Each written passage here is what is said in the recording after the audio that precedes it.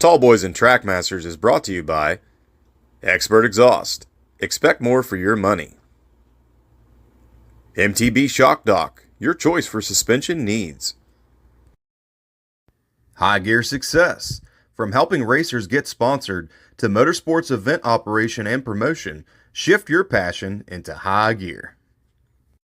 Miracle Works Detailing. No cars too dirty. And by Cycle Mart, your motorcycle parts store.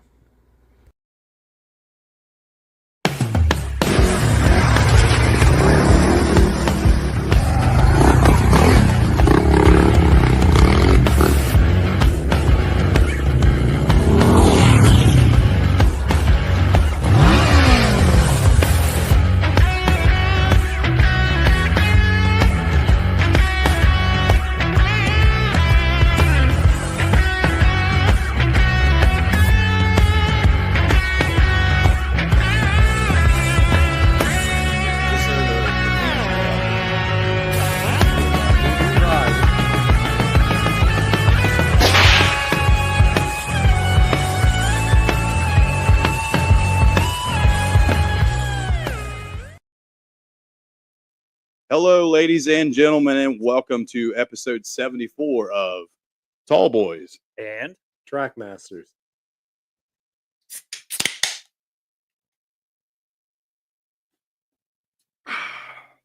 Well, if you can't tell, we are joined with a guest here tonight, Mr. Tyler Vincent. Tyler, thank you for coming out. Absolutely.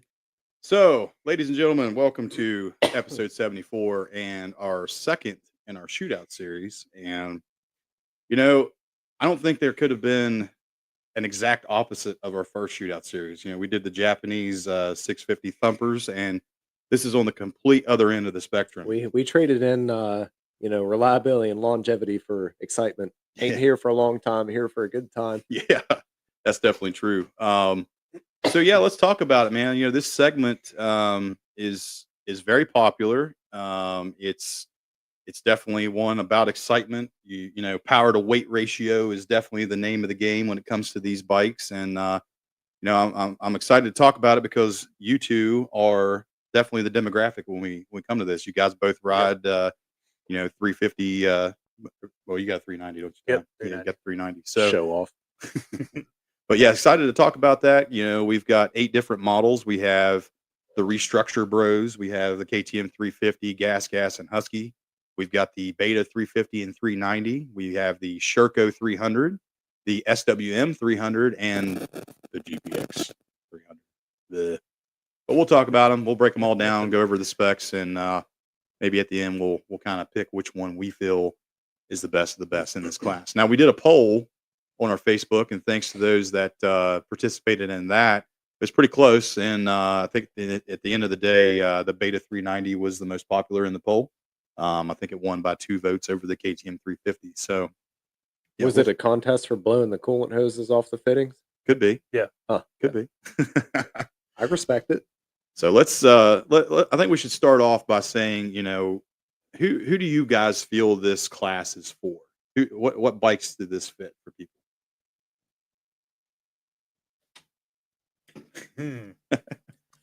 For me, I ended up on a 350 because I prioritized like lightweight and maneuverability on trails pretty much above all else.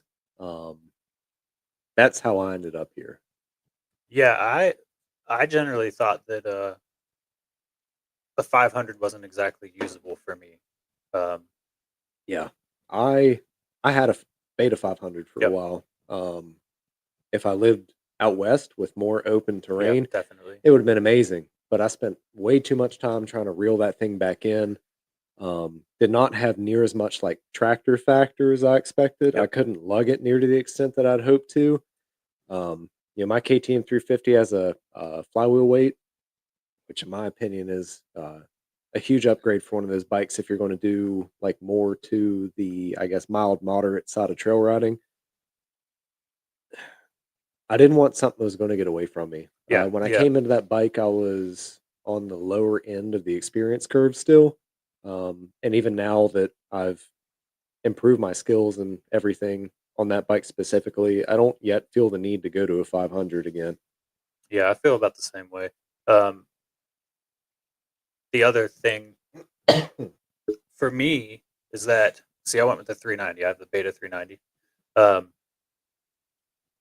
The luggability on the 390 is pretty insane. Yeah. So I'm not really missing out on that part of a 500. I do wish the 390 had a little bit more up top, though. So that's one thing I do miss over a big bore. But personally for me, like I've grown up too long and rode too many big bore, be it 2 strokes, 4 strokes, what have you, and I have come to learn to deal with the problems, so to speak, and I can handle it pretty well. Now, I've ridden your 390, I've ridden your 350, I've ridden a lot of these bikes in this class, and I will say that initial feel when you throw the leg over that thing and you're getting ready to head out is insane. The weight that these things carry themselves is unlike any other machine I've ever been on. And yeah, when you're in that hardcore, the stuff that we like to ride, and you can just flick this thing around all day, you're not getting tired. It just brings that smile on your face. And, Yep. it's not that they're slow or anything like that. Like, they hit pretty good. They got a good punch. Like you said, that tractor factor is there, and these things are high-strung, thoroughbred race machines that have plates on. Yep. It's the thing I really like about my 350. It's a very mild bike until you get on it. Yep. Specifically, like 2nd through 4th gear out on the trails, getting on it really wakes up. I mean, it's not a 500, don't get me wrong, but another thing too is you have a lot less reciprocating mass compared to a 500. You have a lot less gyroscopic effect. For me, coming from a heavier Japanese bike and getting on that thing, it felt like a mountain bike with a motor on it. Yeah. I had to unlearn some body positioning things, especially like off camber and like single track stuff. That heavier Japanese bike masked my screw ups and positioning and stuff like that. The KTM didn't, because it was 80 pounds less. So that was an interesting learning curve for me. But having ridden a 500 versus 350 through similar trails, I really just like the 350 for how much more, I guess, maneuverable it feels. I know, growing up racing, probably the lightest full-size motorcycle I ever had was a 2007 YZ125. And I believe the dry weight on those is like 196 pounds, right? And it was insane just how flickable and maneuverable that thing was. And I didn't feel that again until I was at my dad's exhaust shop one day, and Mr. Tyler rolls up on his new 390. And I threw a leg over it and I took it down the road, and that feeling was instantly back. I'm like, how in the world can they make a motorcycle feel this lightweight? It's insane. It's absolutely insane. Now, it's not all sunshine and rainbows. The lightness of the bike is fantastic for stuff like single track, stuff like that, especially if you're like me, not the best out there, spend a lot of time picking a bike up. But I noticed, like, when we went and did our last run to I'm trying to think of the name of the place, Virginia. Oh, Brandywine. Yeah, Brandywine Run or whatever. There's that one section going up to like the top of that hill out that farm road, and it's just like embedded rocks for 2 miles or whatever. You feel like a pinball. You don't have the weight of the bike, keeping your momentum and everything in a straight line, like being able to bulldoze. Yeah. But at the same time, the front ends on those lighter bikes are a lot more reactive to the terrain. And I really preferred it for stuff like single track, especially like out at Mark Wolf's with like all the logs, stuff like that. Ty, you came from a DRZ 400 to the Beta 390. That's the most drastic change I can ever think of on dual sport. Yeah, it is. And so my 400 was an E model, the off-road only model. So they're a little bit more lightweight and make a little bit more power, but it still isn't enough. I weighed my 400 and it was 298 pounds full of fuel. My Beta with a full tank is 261 pounds. I mean, and the way it carries that weight is completely the different. DRZ carries it. It feels like you're sitting on top of the bike, really. It carries all of its weight really high. Yep, I agree. And it that shows, especially when you get into a lot of the tighter single track stuff. Man, you lean over too far one side, and the bike's trying to take you with it more than you're. You're along for the ride. Yeah, definitely. All right. Well, we've kind of laid down our initial thoughts of this class and segment. So let's get into the bikes in the shootout. And first up, we've got the Restructure Bros bikes. Wouldn't be this without the KTM 350 EXC. Those things are junk. I never owned one. We'll kind of go through some of the generic specs and display them down here. So 349 cc's. You have an 88 millimeter bore. Obviously electric start. I do know that you have the option to put a kickstart on these, correct? Or is that the older generation? Up to a certain point. Yeah, up to a certain year. Yeah, Keihin EFI 42 millimeter throttle body, 2 oil pumps, which I know that's something we'll get into with the plastic oil pump gears, correct? Yep. Comes with 1446 gearing, hydraulic clutch. Yeah, it's a Brembo unit. Double cradle chromoly frame. The KTM 350 is the only one out of the PR Mobility Group lineup that has the PDS rear shock. The gas and the Husky have linkage. You have the WP exact closed cartridge forks, which are fantastic. In my experience, they've been very good. Yeah. Coming from kind of budget oriented Showa stuff on my Kawasaki to the KTM's offering on my 21 model, it was amazing. Yep. I mean, you come to understand what you've been missing out on. Yep.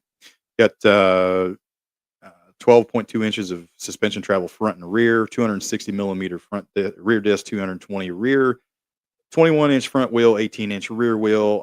They come stock with 90 21s and a 140 90 18 Continental TKC 80, which for the riding that we do is not a very good dual sport tire. Yes. 520 X-ring chain. You have a 58.6-inch wheelbase and a 14.7-inch ground clearance. And honestly, these specs are going to mirror each other for the next 3 bikes that we'll talk about. Yep. And I think the main difference between these models is basically the Husky and the KTM. So the Husky's a little bit more money. The KTM is kind of in the middle when it comes to its price point. The gas is supposed to be the entry level cheap version, but it's really only like $100 cheaper than the KTM. Yeah, we've talked about it before. Yeah. I don't understand what purpose gas serves in PR Mobility Group's lineup. I think that the intention was for it to be the cheap one, but it just didn't turn out that way, and that's part of their problem what they're facing right now with the restructuring. So yeah, the KTM aluminum subframe, which I think is a must when it comes to dual sport and adventure riding that we do. My year bike has an aluminum subframe, which I think, like you said, is an absolute necessity on a bike. The newer generation KTM, Husqvarna, and Gas 350s have a hybrid composite and aluminum subframe. I think I did see that on the 24 models. Yeah. There for a while, Husqvarna had composite only subframes that people were doing basic things like looping out or, get off camber and drop it. Well, you just broke a several $100 subframe.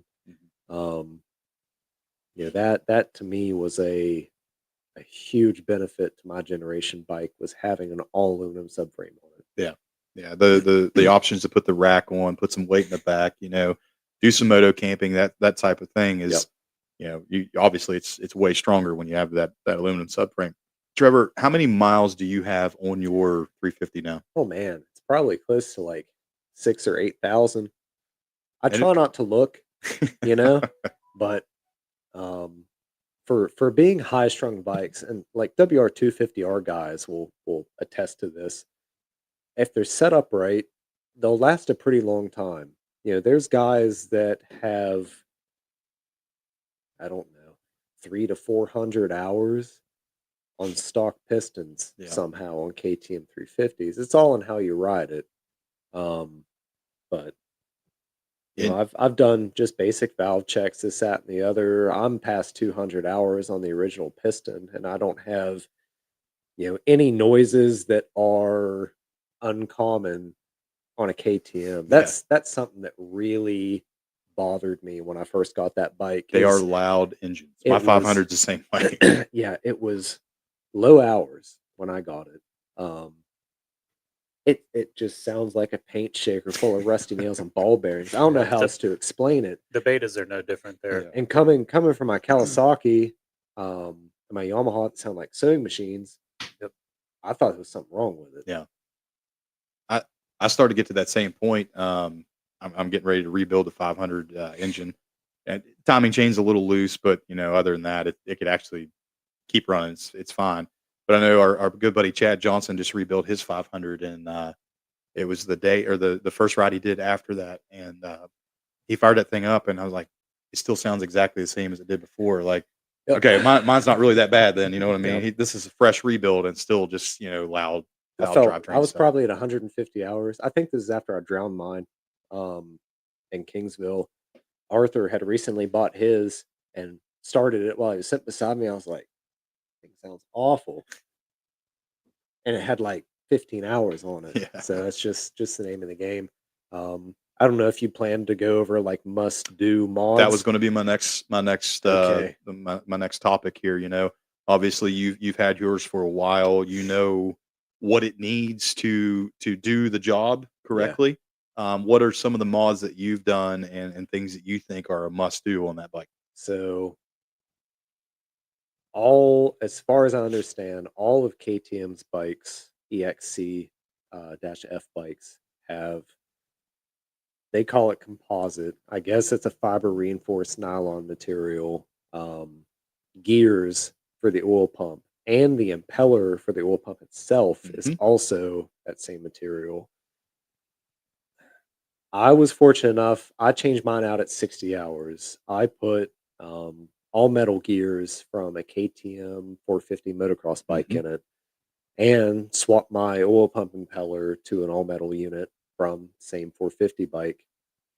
I didn't have a significant amount of wear or warp on my composite gears, but I've seen some really bad warping issues to where, as it goes around, it's actually disengaged from the clutch basket that drives it. Right. So no more oil flow. And if you starve the top end of oil for, really any period of time, it's a problem. Yeah.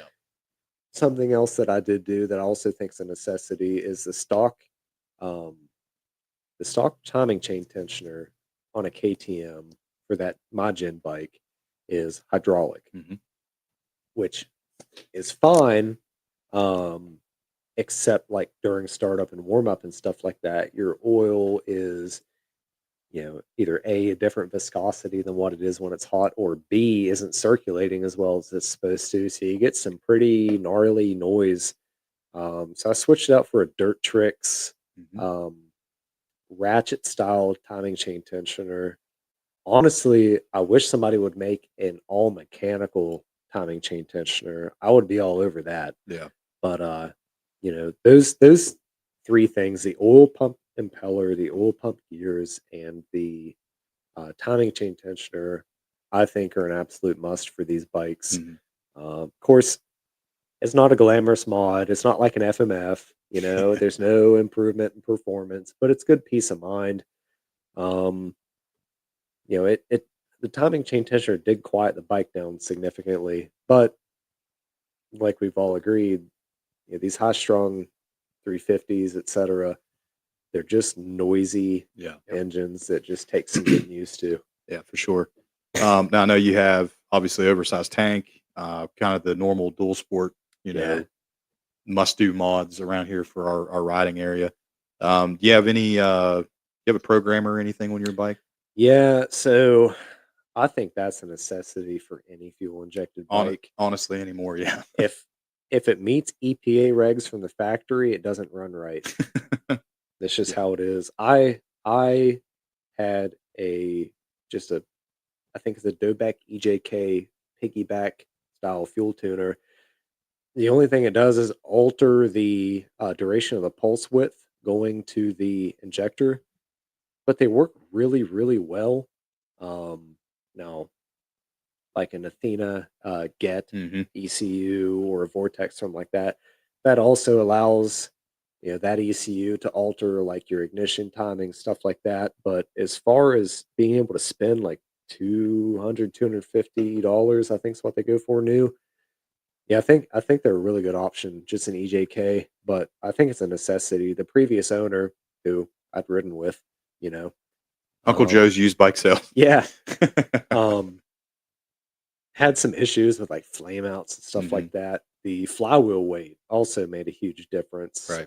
Because I'd ridden with him before and after he put that on, and I noticed a big difference. I really like it. Yeah. It really improves that rotational inertia and stuff like that, and you can just kind of tractor it a little bit easier up some stuff, and I think Yeah. it's a big benefit. Give a couple more pictures here. Here's the Husky FE 350. What's that hanging down back in front of the That's rear I wheel? think that's some linkage down I really like the PDS there. Yeah. for trail riding. I know it's really polarizing. You either love it or hate it. I There's suck no in so bad at between. riding, I probably couldn't tell you the difference blindfolded if I was on a PDS versus linkage style bike. But as far as getting over like logs, rocks, shelves, stuff like that, general trail riding, I really like having PDS. Yeah, I think for the kind of hardcore dual sporting that we like to do, I'm a fan of it. It took some getting used to for me. I've come from mostly Japanese race bikes growing up with Yep. multiple things of linkage. I also love the fact that there's less wearable parts. Yep. You don't have to deal with linkage bearings. You have a shock bearing front or top and bottom, a little easier to work with. And once you get used to it, it's hard to go back. Like I've ridden other people's bikes that have the linkage, and you can kind of tell the difference there. It doesn't feel as raked in the back. But I get on my Africa Twin, and that's a completely different ball game. But it's pros and cons of everything. And the KTM and Husky and Gas 350s, they are what they are because they are very well made, very well put together, and Allegedly. people keep putting together. Now, let's move on to what I feel is the main competitor in this segment to dethrone the restructure bros, and that is the Beta 350 and 390. That is why we have Mr. Tyler here with us tonight. He's our resident Beta expert. We'll go through some of the generic specs here on the Beta 350 RRS. Dual overhead cam, 4-stroke, 349 cc's, 88 millimeter bore, 13.2 to 1 compression ratio. Obviously, it's a 6-speed manual transmission. Tyler, these ones have the ZF or SAX suspension front and rear, correct? Yep. Okay. You got 36.5 horsepower, 24 foot-pounds of torque at 7,000 RPM. Obviously, it's EFI with a 42 millimeter throttle body, kind of the same lines around with the KTM. You have a hydraulic actuated clutch, double cardan, chrome ollie frame. You're getting into the same kind of specs that are what makes these bikes really well. 48 millimeter open cartridge SAX front suspension, compression preload. We just got a thumbs down from Tyler on the front forks here, and we'll get into that too. I didn't like it on my 500. It had the same style. They've made of, pretty big forks, changes too. for 2025. You've got 11.6 inches of travel on the front suspension, SAX rear shock, spring preload, high and low speed compression dampening adjustable, and rebound adjustable as well. 11.4 inches of travel. You have Nissan 2-piston calipers. You have a 260 millimeter front disc, and I believe it's a 1-piston rear caliper on the back with a 240 millimeter rear disc, which is slightly bigger than the KTM and the Husky and Gas. Max Enduro tires front and rear. Wheelbase is 58.7 inches and a 12.6 inch ground clearance. Seat height, which is a big deal in this class because I feel like some guys that are a little bit slightly shorter in stature are the ones that are in this segment. 36.8 inches, 2.4 gallons of gas, and 265 wet pounds fully loaded. Mr. Tyler, take us through why you like the betas. I know you have the 390, but the 350 is kind of the entry level in this segment here. So why should somebody look towards buying a beta? The first thing is price. You can pretty well walk out of any beta dealership with either of these bikes, a 350 or 390, right around $10,000, without trying really hard to get it. I got my bike on rebate. My brother got his for the same price without a rebate. Scotty Benson, he got his 500 about the same price without really trying to have to get that. The seat height. So I'm a shorter guy, 5'10" on a good day, and I have fairly short legs, so seat height's pretty important to me. They actually lowered the 25s. The seat height is another 3/4 of an inch lower. Cool. So that's pretty important to me, and I also just like being a little bit different. Mhm. We have a pretty big group of KTM riders that we ride with, so I like to be a little bit odd. I as like a everyone lower else. bike. Uh, And that's from somebody that's like probably 6 foot, 5'11", and you know 3/4. Yeah, 15/16. But my bike's lowered, I think, 1.5 inches front and rear. yeah. I went with the And Seat Concepts low seat. yeah, I really like it. I've never felt that I've bottomed the suspension out and stuff like that. Love to say the same. I really I really like to just be able to put a foot down Mhm. when necessary. Well, it's people don't realize even me being tall, like I'm sure you saw in the video when we were doing the Hatfield ride when I was down that one rock section. My bike's as tall as I can possibly make it. I got a tall seat, got lowered peg mounts. There was a couple of times in that rock guard section where I couldn't touch the ground and I was about to go over. So Yeah, I was yeah. sitting behind you, ready to follow you through there, and I was Yeah. like, if he can't touch, I can't touch. Yeah, being able to touch the ground is a huge deal. So yeah, seat height definitely Yeah, is a major factor. I fall down a lot, so the more that I can do to put me closer to where I'm falling to, the better. Heard that. Here is the 390, which is your machine. Yep. We'll go through some of the specs here on the 390. Basically, at the end of the day, They're the most of same. them are exactly the same. The only difference is the stroke. Like we were talking off camera, you said it's 4 millimeters more stroke. Yep. Same bore and displacement there. Same piston, same part number for the piston. Right.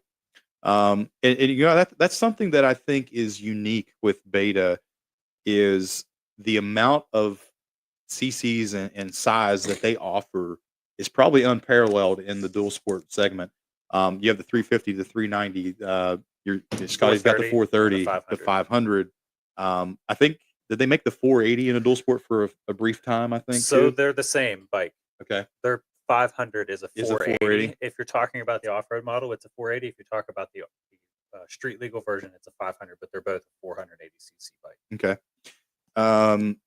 The one thing that I do really like about the betas is just how flat the rider cockpit is. Yep. Like the transition from the seat to the tank is very subtle, and it's easy to get up on the front of the bike very quickly. Now I know you were kind of giving a thumbs down there a little bit off camera here. You couldn't see when we were talking about the sack suspension. Let's dive into that and what your Yeah. experience has been. So 23, I would say, so 23 is the year that I have, and the front forks they're trash. To put it to put it as best as I can. 24, they made some improvements. They've stiffened them up a lot. Beta's pretty good about listening to what their riders and consumers are looking for. That's important. So they stiffened them up for 24, and then for 25, they revised them even further, and they've actually separated it to a single side spring Okay. in the fork. So one side rebound, one side compression. Yeah, and I've yet to throw a leg over a 25, but I've from what I've heard and read, they've made some pretty good improvements there. Yeah. But if you're looking at a 23, you're also probably looking for a set of MX Tech Raven cartridges or Olin's cartridges or something to put in those. Okay. Now something else that wasn't in that spec sheet that Beta offers, and I always like is the Trail Tech unit that they come stocked with. I think out of every factory bike in this class, that is something that sets it apart. Being able to vividly see, input from your motorcycle back onto the dashboard. Now, having said that, it's also a little bit of a target if you get a little rowdy at Hatfield. I have How much does one of those run? So if you just go with a regular Voyager replacement screen, it's about $400. If you upgrade to the Pro, which is what I did, they run right around $650 for the full kit, which includes all the mounting and stuff. And it's got the GPS unit kind of built into it Yeah, as well. so the Voyager, the one that would come on the beta, this is just black and white screen. Right. And if you would want to put any maps into it, you have to put them like a GPX file or something Okay. in. And then it'll track the satellites and make sure that you're on the trail. But Right. the Pro model Color has has all of that. It's all colored. Your GPS works immediately as soon as you push it out of the garage. It's connected and ready to go. Good deal. Now, take us through what it's been like, what your experience has been owning the beta, and some of the must-do mods that to help those out there. Yeah, the first thing you should do when you get one home is pull the entire bike apart and grease everything. I think that kind of goes for most bikes. It does. And it really depends on your dealer. Some of your dealers will take care of that pretty well, but for the most part, that needs to be done. Beta hasn't had a really strong reputation with their electrical connectors, so cleaning them and packing them as absolutely full with dielectric grease as you can is a must. First thing you need to do when you get home, though, is rip the evap canister off of it. It takes just a few minutes to get the whole emission system off of it, and the bike is significantly better afterwards. Yeah. Now, I know Beta, I feel like they're kind of they fall into that segment of a boutique brand where their sales numbers aren't as high, so they are allowed to get away with a little bit more when it comes to the EPA and regulations. They do. They still fall under being a low volume importer. Mm-hmm. So they can run really close to that ragged edge when it comes to meeting their emissions requirements. Cool. What are some of the mods you've done to your 390 to make it better? I've done a lot. Oversized tank is like a must with one of these. Yeah. The 2.4 gallons will get you, a couple hours of riding it. I mean, I probably average like 48 miles a gallon, I would say, somewhere at 45, 48, somewhere in there with the bike. But that was a must. Yeah. Apart from that, most of it's just basic maintenance of making it, doing what you need to do. They're getting the evap stuff off, and then ride the bike, get 500 miles in on it so it breaks, you can get it fixed, and then usually they're pretty good after that. Yeah. Okay. Comfort wise, you see concept seat. I'm sure the stock seat's not very good on there, like most bikes. That's another thing they've done. They've been working on that each year, softening them up a little bit. 24s were a little bit better than my 23 was, but yeah, seat concepts is still pretty required. Cool. Speaking of seats, one of my favorite features of the Beta 500 that I had was to take the seat off. It is a push button and lift off. Okay. Whereas my KTM, you got to remove. It's like a 8mm plus Torx head that's like 4 inches long, and it's kind of awkward when you have to take the seat off to do anything. That's something we definitely should talk about. Ease of access of like your air filter and stuff like that. Like you said, the Beta just pull it off. Pull it off there and throw it in there. The cover, there's the lid for the air box is right on the side of the box. Bike, you grab a hold of it and pull it off. Good deal. We'll get into that with another bike here later in the show. That's probably the worst I've ever seen to access the air filter. My KTM's a toolless air filter change. I think for an enduro oriented or like hard terrain dual sport bike, that's an absolute must. Yeah, it should be. The Beta also has plastic oil pump gears.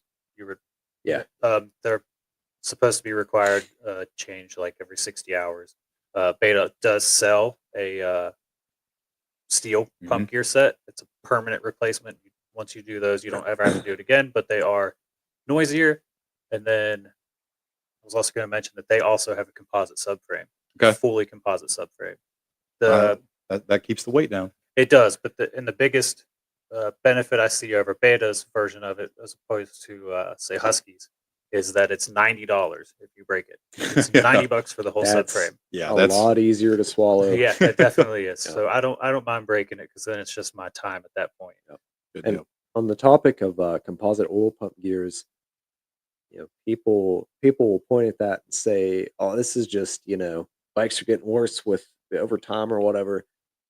You can pull apart like a late 80s TW200 and you know what you're going to find in the motor? Plastic gears. Nylon oil pump gears.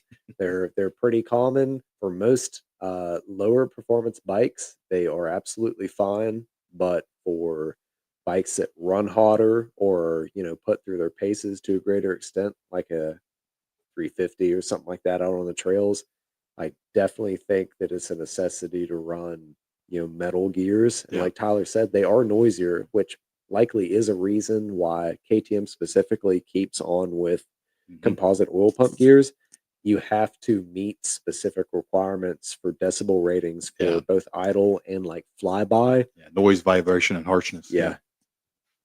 Let's go through a couple comments here before we move on to some of these other bikes. Jed Smith, hey Jed, how are you doing, buddy? Wonder how well it'll take a deer. CRF 450 took a deer pretty well. Yeah, I hope not to find out. My 500 KTM took a deer pretty well. Yeah, I almost took one, but that was on the Aprilia. Oh, that'd been fun too. Yeah. Scotty Benson, who's our buddy with the 500, said the front shock sucks. So 2024s, they still suck. Yeah. He has a very opposite problem than I do. His are too stiff, mine are too soft. So yeah. Hopefully, why don't you guys just trade one fork spring each? Yeah, well, could do that. I need less reasons to fall down. Jed also says he likes how the transition from the tank to the seat is relatively flat. Yeah, that's definitely a plus on the Beta. Yeah, I don't get to experience that because with the oversized tank on the Betas, you get the small bubble. Yeah, you get the nut buster up there. Yep. That same YZ 125 I was talking about, the guy I bought it from had a 3.9 gallon Clark tank, and that was about that tall above the seat. It was a total nut buster. Yeah, so. I had one of those on my DRZ. Yeah, some of these aftermarket tank options are terrible.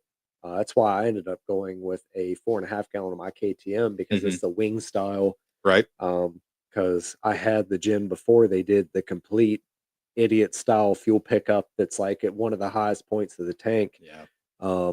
But like a IMS 3 gallon offering, yeah, you get 3 gallons by going up vertical from the seat, and that's not something I wanted to deal with.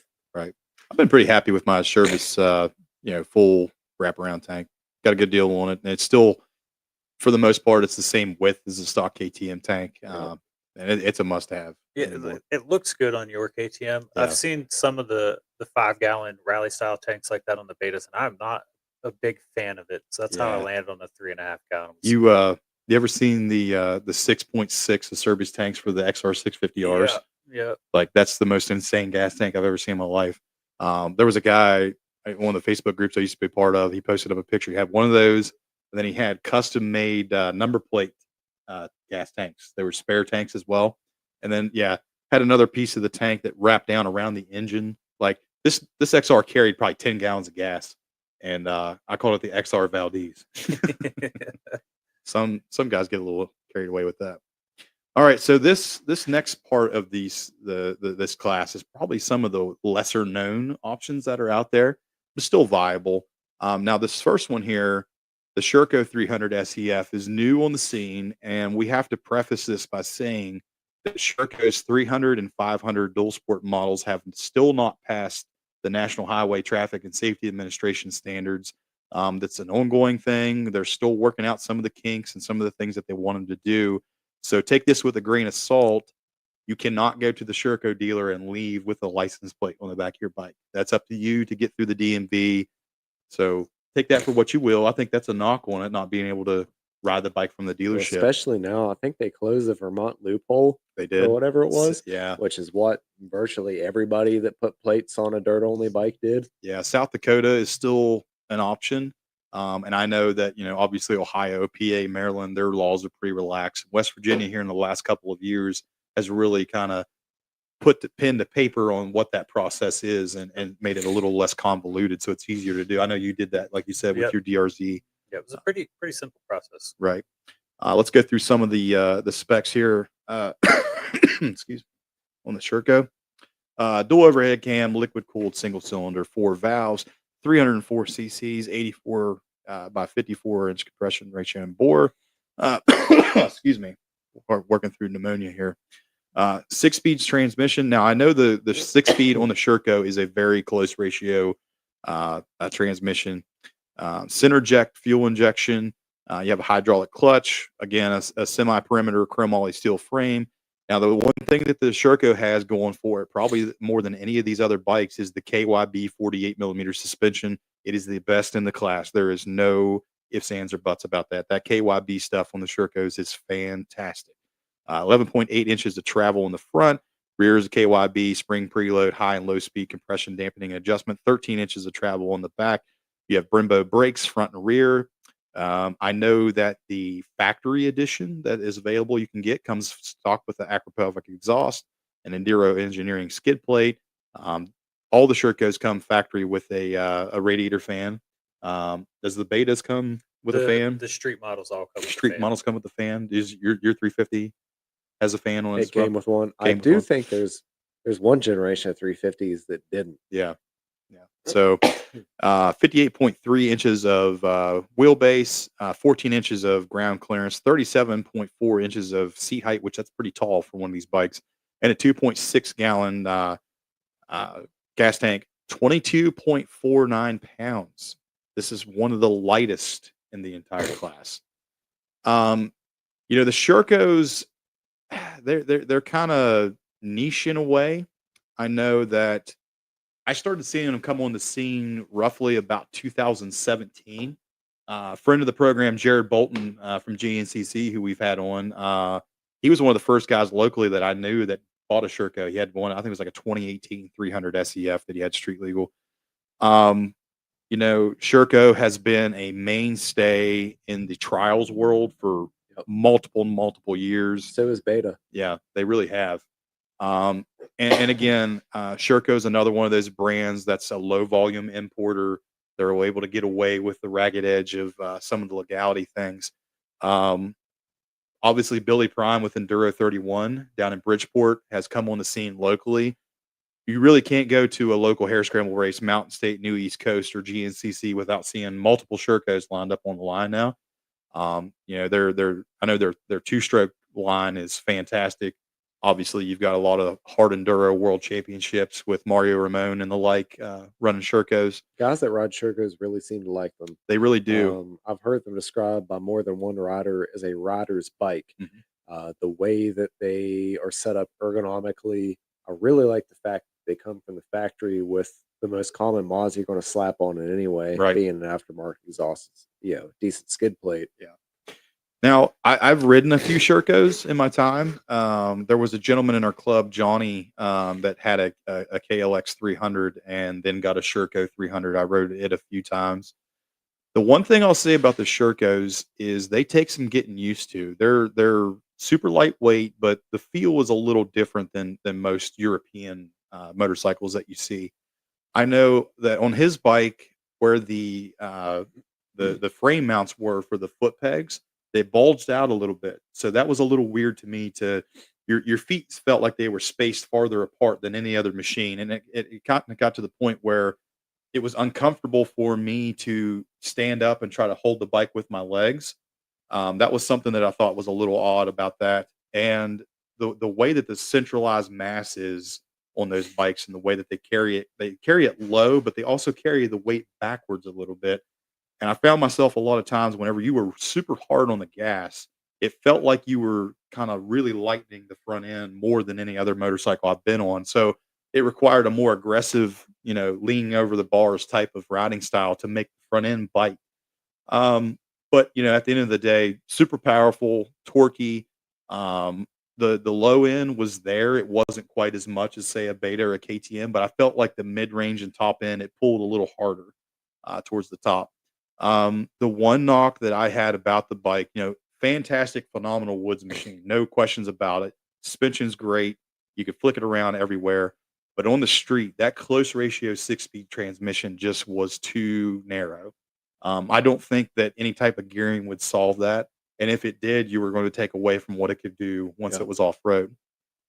And they're expensive, like $13,000, just like everything else. And unless you have a dealer that's close, the aftermarket's there, but it's definitely not as much as it's going to be for a Beta or a KTM. I think Safari tanks is the only ones that make like a oversized tank that's more than 3.5 gallons for these things. So, take it what you will. If you want to be really different, I think that's an option. But at the end of the day, it's another option in this class, and I could have saw myself ride one for sure. I was happy with it. Next up is two very cheap options in this class, and I think one is definitely way better than the other one. And the first one up is probably a little known brand. This is the SWM RS300. So, little background information. Excuse me. For those of you who don't know what SWM is, SWM stands for Speedy Works Motors. These are essentially Italian Husqvarnas that were bought by a Chinese investment group. In 2013, Husky built this brand new state-of-the-art factory to start producing more motorcycles, and the rug was kind of pulled out from underneath of them when KTM purchased them in the late end of 2013 and 2014. This factory sat idle for about 6 months. You had a Chinese investment group come in. They wanted to start producing motorcycles. They had this state-of-the-art factory. They had a workforce that was ready to go in Italy.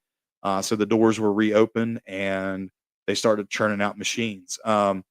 This is essentially a Husqvarna TE310 from about the 2010 era. These bikes are robust. They were great dual sports in their heyday back in the late 2010s. You have kind of similar options as you have on other bikes. Hydraulic clutch, fuel injected 6-speed. We'll go through some of the stats here when I pull them up right here real quick. I think the main thing, MSRP of $79.99. That's one of the cheapest ones you have here. Dual overhead cam, 4-stroke, comes stock with a cooling fan, 297 cc bore, 83 millimeter stroke. This has Mikuni fuel injection. The fuel injection on the old Husky 310s was an issue when they first come out, and SWM is kind of taking care of that with the Mikuni fuel injection. 6-speed wet manual clutch. You have a chromoly frame with a central backbone. Kind of the run-of-the-mill standard stuff. This also has KYB suspension. It's closed cartridge. It's not quite as good as what the Sherco has, but it's still very, very good. I liken that to like 2006 and up Yamaha YZ front suspension. It's very similar to that. You have a 21-inch front wheel, 18-inch rear. You have 11.6 inches of travel in the front, 11.6 inches in the back. So not quite as much suspension travel as what the other bikes offer. Because with a 90-90-21 Michelin Enduro front tire, a 120-80 rear 18 Michelin tire as well. You have a 260 millimeter front disc and a 240 millimeter single piston rear disc as well. Seat height 37.6 inches, so it's fairly tall for what it is. 58.86 inch wheelbase, which I believe is the shortest in this class. Now here you go, 1.98 gallons of fuel capacity. It's probably the worst in the class, and the weight 299 pounds. So who's this bike for? I feel like that's a good question. If you are looking to buy a brand new motorcycle and you don't want to spend $10,000, I think this is an option for you. I would say that this is probably the worst dual sport option that you could pick out of these bikes as far as street use. You thought the Sherco 6-speed was close ratio. This one's even worse. These bikes top out at about 48 miles an hour red line in 6th gear. So if you it's probably fine. Yeah. don't think it's something that you want to be running red line all the time. Now, as far as like your tractor factor you talk about, that's probably the best in the class off idle in 1st gear. This thing will climb a tree. It will pull stumps out of the ground. It carries its weight well. Yeah, it's 299 pounds, feels heavy, but when you have to pick it up. But again, kind of carries that weight centralized and low. There's several dealers fairly close to us. I know Terry Rafferty down at Gearhead Junction is an SWM dealer. There's a few in Ohio. And, I think it's a good, viable option, along with their RS500, which is a very underrated dual sport machine, kind of in the same mold. They also had the Super Dual 650X, which was a fantastic adventure bike. That's based on the old Husky Terra TR 650s, which were great and short-lived. But yeah, another option, and definitely on the cheap side.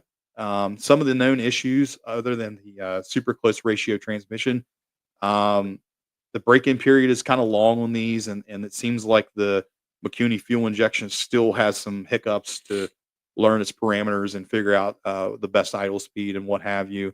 And the main issue and complaint I see on these bikes is the plastic is super brittle.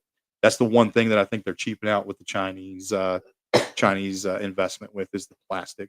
And this probably has the worst aftermarket support out of any of these machines. That was going to be one of my points.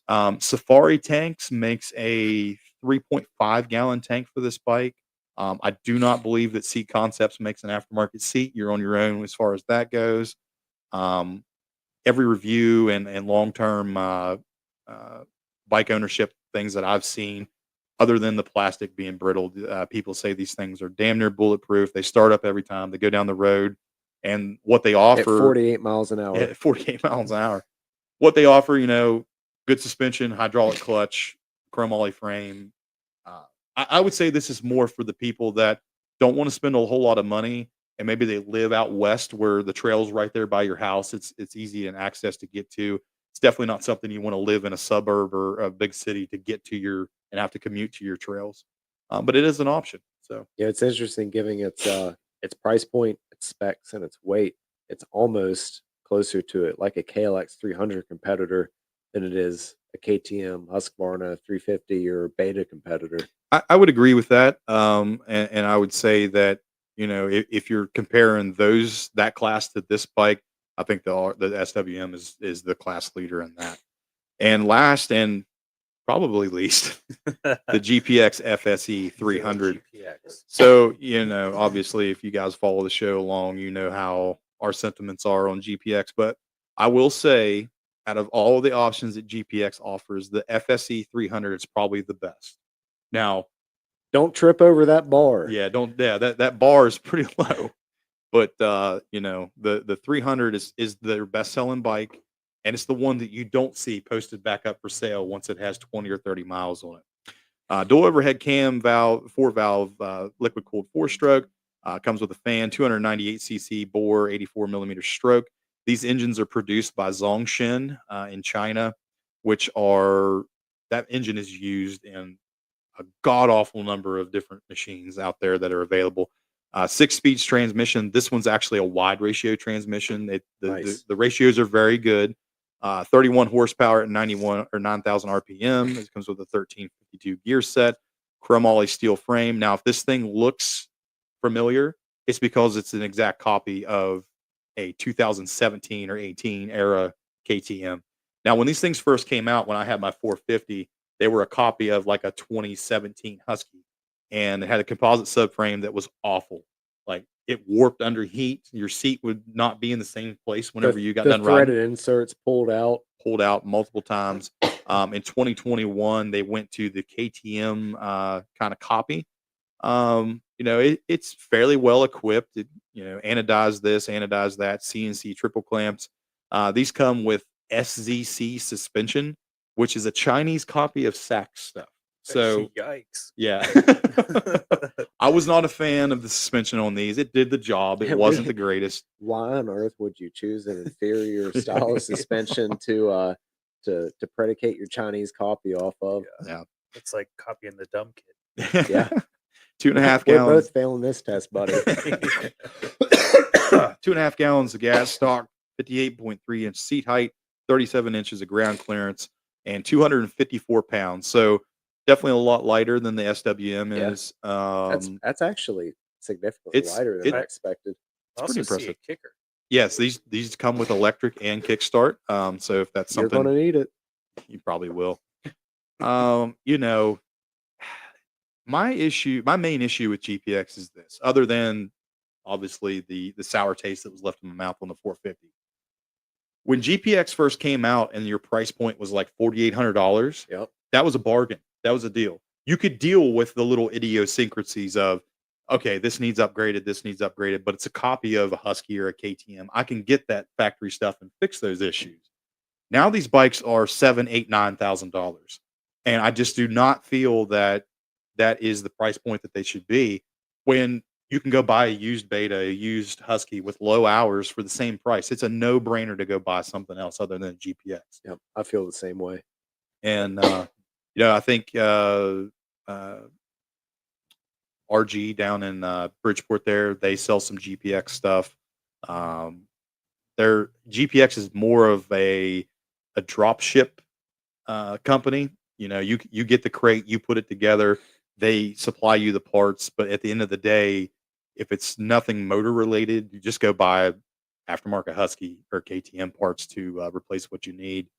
But yeah, that kind of sums up the lightweight high performance dual sport class. I don't have a dog in this fight, like I've All told you right, guys no, you're before. about to. You're about to. All right, Um, James, if you had to pick one out of the ones that we've discussed, which would you go with, and why is it a KTM? I have a KTM. You know, I've got the 500. I know you do. I can see the oil laying under it right over there.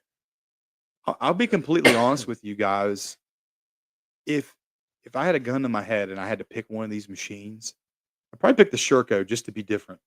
You know, no one has that one. Yeah. Yep. I feel like, and especially with that nice KYB suspension, if I need a hardcore dedicated trail only dual sport where I'm doing minimal commuting to Yep. go, just to be different for the sake of argument's sake, I think I would go with the Sherco. I do think from a standpoint of suspension, that Sherco is definitely a class leader. Yeah. And that's come from somebody that really likes the WP on his KTM. I like the WP stuff on mine as well, but it's the older open chamber like 4CS stuff. Yours is the sucky one. Mine's a little bit better one. It is, but But- people complain about that 4CS stuff. I've had great suspension on everything. I don't really have an issue with, like, for dual sport use. I think it's fantastic. It's fine for what I need. Now, if I was racing every single weekend, yeah, I'd probably have an issue with it. Yeah. But yeah, you guys heard me talk pretty badly about the beta suspension, the sax stuff. But realistically, if you're in the tight single track, I don't think there's anything that could really be as good as it is out of the box. It's just when you start carrying some speed, it falls apart pretty quickly. Yep. Yeah, that's good. All right. Let's move into some industry news. We got a few things here on the docket, and we'll get right to it.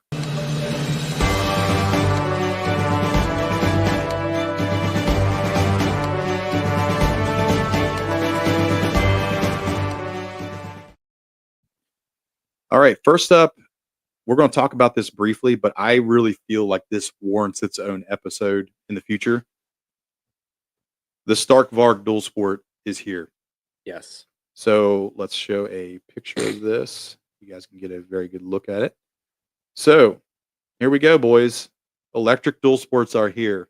We'll run down through some of the brief stats on this thing really quickly and kind of discuss it a little bit. So this is a street legal version of their already pretty popular motocross machine. This is the Stark Varg EX. It has a KYB front fork and shock, 11.8 inches of travel at each end. It has linkage in the rear. Let's see. The headlight puts out 4,000 lumens, which is probably one of the most powerful headlights that are out there. Nice. You have a 260 millimeter Brembo front disc brake, 220 millimeters in the back. Can go up to 80 horsepower, 76 foot-pounds of torque. 264 pounds, so it's really lighter than I thought it was going to be. It says 764 foot-pounds. That's, oh yeah, it does, doesn't it? 700. Well, that's a little more than 76. Ugh. 7.2 kilowatt per hour battery. It's a little bigger battery than what the MX bikes come with. Now here's the main deal. Obviously, at the end of the day, these are cool for motocross. These are cool for a trail bike. When you get into the dual sport world, what is the number one issue that you guys see? I know personally for me, it's range. Range. It's got to be the range. So I said, and it was probably on one of these episodes way far back, if they would come out with a dual sport, electric dual sport that had, say, 300 miles of range and could recharge in an hour, I'd own one. Yeah. It'd be cool to not worry about valve checks and all that junk anymore. Yeah. But we're not there yet. And if you thought that a KTM 500 smoked rear tires, you wait until you get a hold of an electric bike that does 100% available torque at stall. It's the same problem all these people with Tesla plaids and stuff like that are having. They can't keep tires on them because it's just too much fun to gun it all at once and smoke the tires off of it. like I said, I think this warrants an episode in the future, and I hope we do get the chance to sit down and talk about this. But you know, my opinion is this: I don't think that Stark is out to dethrone any No. company. I think it's another option. It's for your tech savvy guys that want to be hip, they want to be cool, they want to be different, and just that it says in the press release for it, it gets 6 hours of range at beginner pace. If you're a race pace, you only get about 2 hours of riding time out of it. I just feel like that variance is too extreme for a dual sport motorcycle in our area. My You know? wife would get sick of coming to pick me up. It's like, hey, I gunned it one too many times on some water breaks. I Right. need you to come pick me up. And I don't think the infrastructure is there either for this bike yet. Now, if you're in a crowded city, say you're like your Greg Blakey in DC, that bike probably makes a lot of sense, Oh, right? yeah. It's quick and easy to get in and out of places. What's the recharge time? What is there? Can you go to like a Sheets down here with the Tesla pumps and recharge the bike? One huge benefit of electric bikes is if you live in a suburban area, you can get away with a lot more with a silent bike than Yeah. you Oh, can yeah. with an FMF, equipped KTM 500. Yeah, that's something that when we talked to Ryan Melton, that kind of opened up my eyes, and I've said that in the past, that the noise factor, being able to keep riding areas that are in a populated area open because you don't have to deal with that sound. It's something to look forward in the future. It's here. We'll see what happens. What do you think about the e-bikes, Ty? I feel about the same as I do with electric cars. We don't have the technology yet to do what we need to do with them. But it's cool to see another company trying to push that envelope a little bit. Mhm. I think with a set of street-oriented tires, this would make like a really fun work commuter. Yeah, be a cool supermoto. Oh yeah, That'd be a killer great supermoto. Great supermoto. supermoto. That'd be fun. To If do. you could keep it under you. Yeah, yeah, hard to wear down. But to see it is something that we would take. Sometimes we're putting 200 miles in a day. I don't see that happening. Yeah, Yep. without somebody bringing another battery. Now, I did see a quick clip. I think it was from the Uncle Hard Enduro. A guy was racing the Stark, and he was like halfway through the race and had to stop and do a battery change. Excuse me. And from what I've seen, the battery really wasn't that bad to change on those Nice. things. It was like 3 bolts, 1 plug. Took 2 guys. They lifted it down, out, now. Yeah, back in if real you quick. could hot swap batteries, that would be ideal. Yeah, these guys, they had it down pat. Now you can tell they practiced, but it really wasn't that That's difficult. one of the bigger benefits to like the Suron, right? If Yeah. you can buy a spare battery and Mhm. I think hot swap those. Dust electric bikes have that feature So too. when we were down at Hatfields at Tornado, there was Yeah. 2 guys that had a pair of those riding Cool. the single track, and they were hauling. Yeah, they were doing great. we asked them; they're about the same weight as a KX65. Mhm. Wow. Yeah, Yep, like 120-ish pounds. yeah, and that's what they said. Well, the battery runs dead. You just throw it over your back and walk out. Yep. Wasn't too bad. 2 things left here on the industry news, and this is one that we definitely saw coming. Part of KTM's restructuring is they are dropping the MV Augusta brand. We've talked about this before, Trevor. This never made sense from the Doesn't get-go. make any sense at all. I don't understand why anybody even made the decision to pick them up. Here's one of their very popular M3 street models. Yeah, just they were in financial straits to start with, and I know that. And they're not a very well-known brand. They aren't. It was a cheap and easy way for KTM to pick them up, try to get some technology from maybe some of their World GP teams. But yeah, the writing was on the wall. This was something easy for them to cut out and try to save some money. They're going back to their own independent ownership, so we'll see what happens there. Last and certainly not least, along the lines of KTM dropping things, this is kind of sad news. The Sweet Lamb Rally Series has also been dropped by KTM. You can see the part of their strategic strategy, if you will, is to cut as much stuff as they possibly can. That was kind of fringe things. For those of you who do not know what the Sweet Lamb Rally Series is, I implore you to go on YouTube and watch some of It's these pretty cool. some of these series rally races. It's basically a fun way for KTM to advertise their big enduro and adventure bikes. The guy's name is escaping me. You'll see it as soon as you pop on YouTube. But yeah, anytime you get to go and just absolutely rail and thrash on a big KTM adventure bike in Wales around some awesome farm and scenery, it's something to behold. So KTM dropping that, they've dropped their Dakar, Gas, and Husky race teams. We're down to KTM now, so we'll continue to watch and see what happens with the restructure bros, as we've talked about. All right, last and certainly not least is everyone's favorite segment, Had to Lay Her Down. Did you run into some clippings? Did Barb take the kids? Well, Hoss, maybe you had to lay her down. This week's Had to Lay Her Down is brought to us by our buddies at Enduro Wolf. This is the second show in the row, Tyler, that we've had some airplane and parachute clippings going on here. Yeah, for sure. So I think this was something that was thought out to be, pretty epic, and it still kind of is. But you got to watch out for this parachute clipping.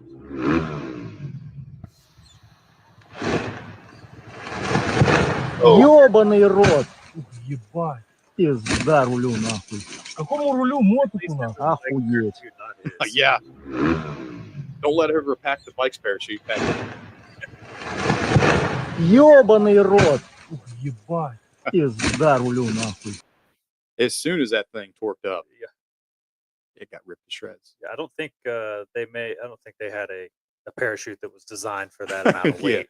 Yeah, whenever you're falling and it's a bike that weighs 250 pounds, like that momentum and that speed, that's probably not something that physics can account for in a way.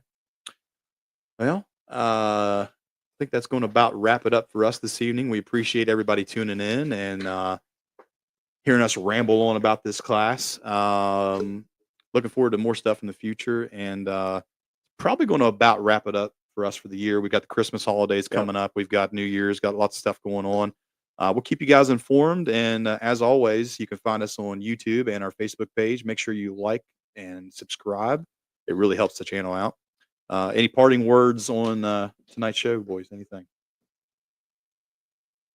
No, I think we hit all the major points for that class of bike.